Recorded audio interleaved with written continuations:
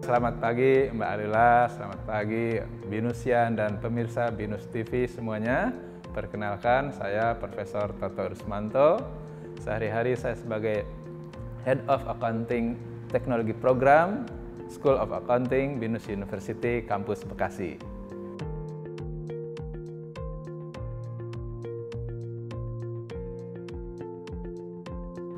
Baik, kalau kita lihat bagaimana mekanisme di ojol ini, kan ada partnership atau kemitraan ya antara aplikator, penyedia sistem ya dengan driver. Nah, sehingga kenaikan biaya produksi mereka atau cost of service mereka itu didasarkan pada dua belah pihak biaya yang ada di mereka. Contohnya ya, misalnya untuk aplikator, mereka tentunya harus membangun sistem. Sistem sudah terbangun, mereka harus maintain sistem dan terus di-develop. Nah, itulah biaya-biaya di samping tentu biaya operasional lainnya yang harus mereka tanggung setiap bulannya. Nah, adakah kenaikan-kenaikan itu yang harus dibebankan pada konsumen? Nah, itu bisa menjadi rasional atau alasan kenaikan tarif. Di sisi lain juga dari sisi driver. Sisi driver, mereka harus punya kendaraan. Ketika mereka sudah punya kendaraan, mereka juga harus memelihara atau ada biaya perawatan atas kendaraan. Di samping itu, yang sehari-hari mereka keluarkan adalah bahan bakarnya. Baik itu BBM ataupun biaya elektriknya, biaya listrik ya. Di samping itu juga mereka ada biaya untuk misalnya membeli pulsa atau paket data. Ya. Adakah di antara ini semua ya komponen-komponen biaya semua yang mengharuskan adanya peningkatan tarif? Nah, jika ada berarti rasional. Ya, namun tidak berhenti di situ saja sebetulnya. Kenaikan itu bisa dipicu karena ada kenaikan yang tadi saya sampaikan, tapi bisa juga ada misalnya inflasi yang terus-menerus menggerus perekonomian kita, dan juga sudah misalnya terlalu lamanya tarif belum disesuaikan. Nah, sehingga bisa jadi nanti akan ada justifikasi atau alasan untuk meningkatkan tarif tersebut. Nah, saya melihat mungkin adanya keinginan atau rencana menaikkan itu karena mungkin tarif lamanya belum disesuaikan ya, sementara perekonomian terus ada inflasi sehingga dirasa mungkin oleh mereka perlu disesuaikan. Saya kira lebih ke sana.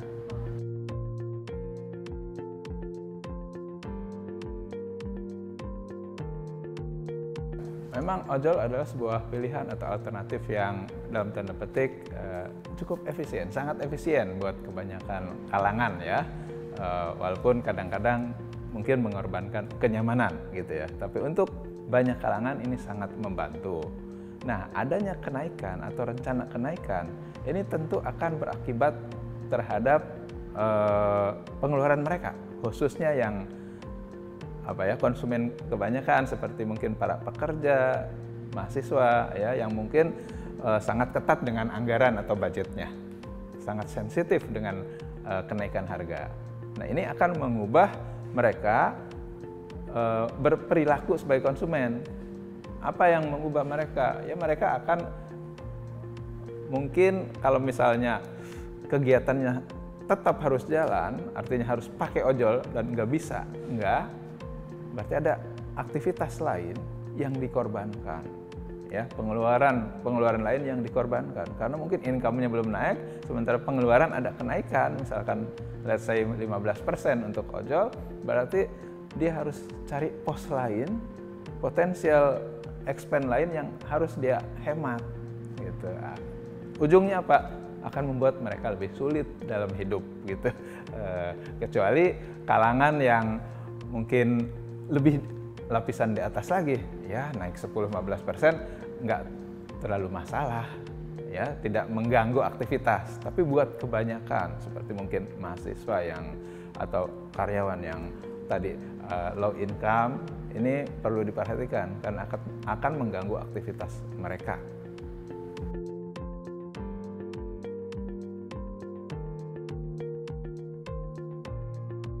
Saya melihatnya, bahkan sekarang ini pun dengan kondisi sekarang, layanan itu berada pada titik normal. Artinya dibilang bagus-bagus amat juga enggak, jelek juga enggak gitu. Ya worth it aja dengan tarif yang ada sekarang. Nah ketika naik, saya tidak yakin juga pelayanan akan meningkat. Jadi akan normal aja gitu, ketika naik pun normal. Karena misalnya kemacetan nggak bisa dikontrol, cuaca, hujan dan sebagainya nggak bisa dikontrol, gitu. Ya, kalau mereka tetap si aplikator dan driver harus terus memperbaiki servisnya, ya. Namun tidak akan terjadi lompatan-lompatan servis yang cukup berarti. Karena sekarang pun buat kebanyakan konsumen yang low income dirasa sudah cukup bagus, sudah jalan dengan semestinya gitu. Mau apa lagi gitu dengan tarif yang naik 10-15%. Ekspektasi seperti apa? Menurut saya nggak bakal jauh berbeda gitu layanannya gitu. Karena tadi kembali dia tidak akan bisa mengontrol ketika macet segala macam, kita pasti kesulitan untuk mendapatkan jasa itu. Ketika hujan deras dan sebagainya, kita pun tetap akan kesulitan. Nggak bakal menjadi mudah, menjadi tidak. Itu hal yang memang demikian adanya.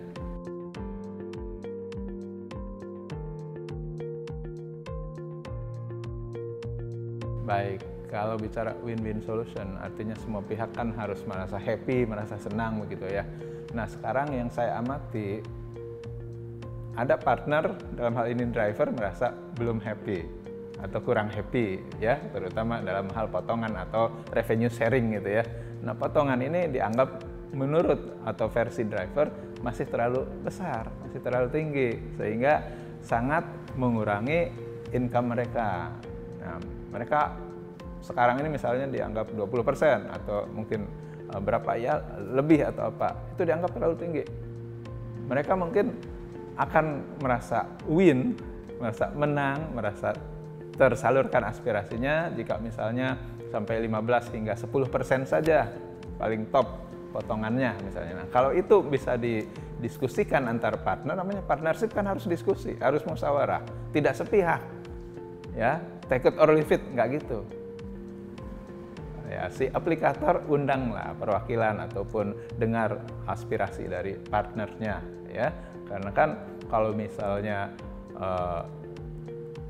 pemotongannya diturunkan tetapi lebih banyak partner, lebih banyak pengguna, itu juga at the end akan meningkatkan total income buat aplikator juga gitu. Jadi dengarkan aspirasi dari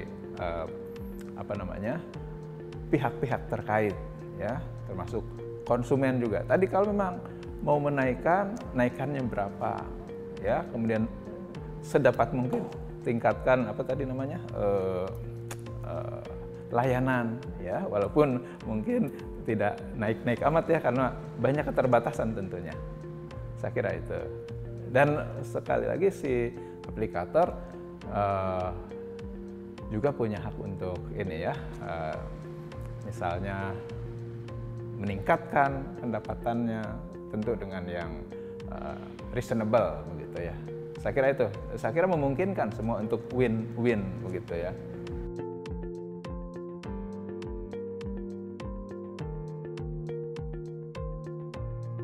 Baik, kalau saya lihat low end consumer ya, konsumen yang low income, mereka loyalitas bukan pada aplikator tapi pada harga ya.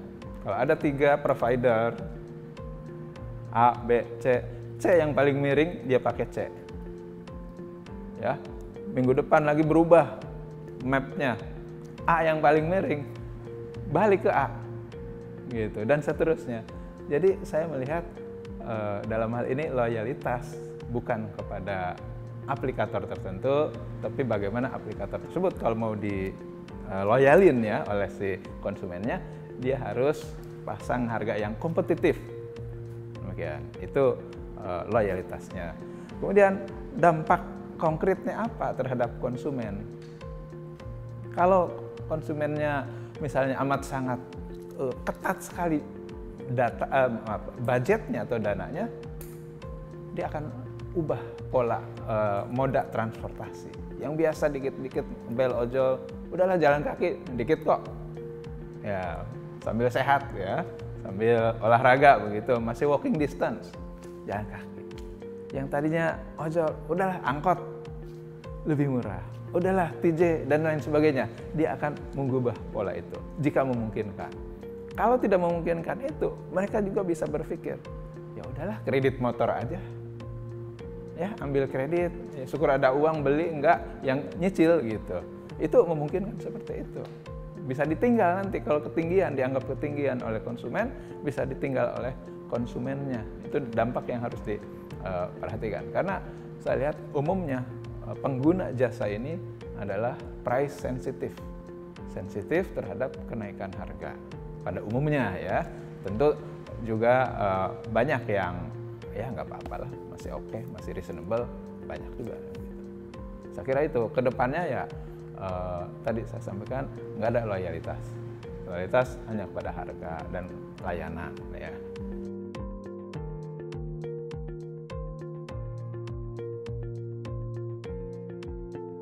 Baik, pembatasan dari pemerintah atau campur tangan pemerintah itu diperlukan. Ya, tidak bisa ekonomi diserahkan pada pasar begitu saja. Karena kalau ekonomi diserahkan pada pasar begitu saja, kasihan masyarakat yang lemah, yang kecil begitu ya, mereka tertindas dan hanya jadi objek. Tidak diregulate, tidak diatur oleh pemerintah.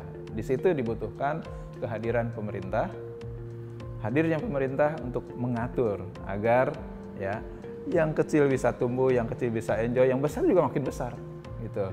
Tidak yang besar menindas yang kecil, tidak. Tapi yang besar terus makin besar, makin sukses, yang kecil juga bisa menikmati dan terus tumbuh begitu. Jadi gimana? Mekanisme pasar harus jalan, tapi diatur dengan regulasi. Ya, kita punya Kementerian Perhubungan misalnya. Kementerian Perhubungan harus aktif untuk meregulate itu, memberikan aturan-aturan, ya, range atau misalnya minimum dan maksimum price-nya. Jangan dibiarkan pasar atau oligarki atau beberapa perusahaan besar yang menentukan. Pemerintah wajib hadir di sana, ya. Perwakilan dari mitra juga harus ada turut andil dan mengatur. Konsumen harus diperhatikan, ya, seperti itu. Sehingga apa?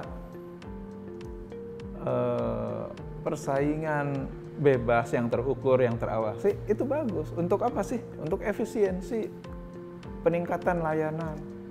Kalau semua diatur, provider, aplikator, driver akan sesuka-sukanya, ya. Makanya harus gabungan atau kombinasi antara mekanisme pasar jalan dan juga campur tangan pemerintah. Dalam hal ini pemerintah sebagai regulator, sebagai pengawas, pengatur.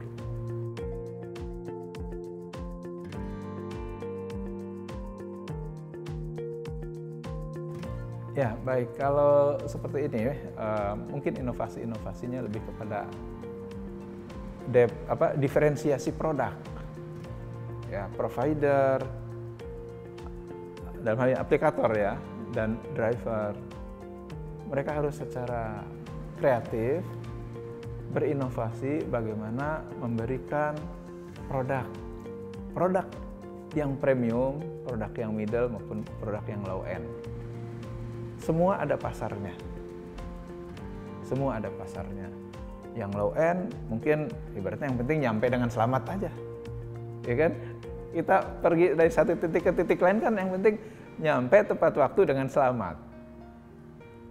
Sementara yang di atasnya mungkin tidak hanya itu, tapi perlu ada layanan lebih, misalnya lebih nyaman, ya, lebih eksklusif, lebih kelihatan luxury dan sebagainya. Nah, itu bisa. Sekarang ini kan kalau untuk ojol rasanya masih sama aja ya, satu produk ya. Nah, kedepannya mungkin bisa dipikirkan itu, sehingga nanti berbagai lapisan masyarakat bisa menjadi pengguna. Bukan pengguna orang-orang yang berduit saja, yang pas-pasan juga bisa menggunakan, ya. Dan buat yang berduit nggak perlu gengsi nih. Kalau mau gengsi ya ambil yang luxury atau yang premium, begitu. Kira-kira seperti itu paling yang bisa buat inovasi ya, menurut saya seperti itu. Demikian.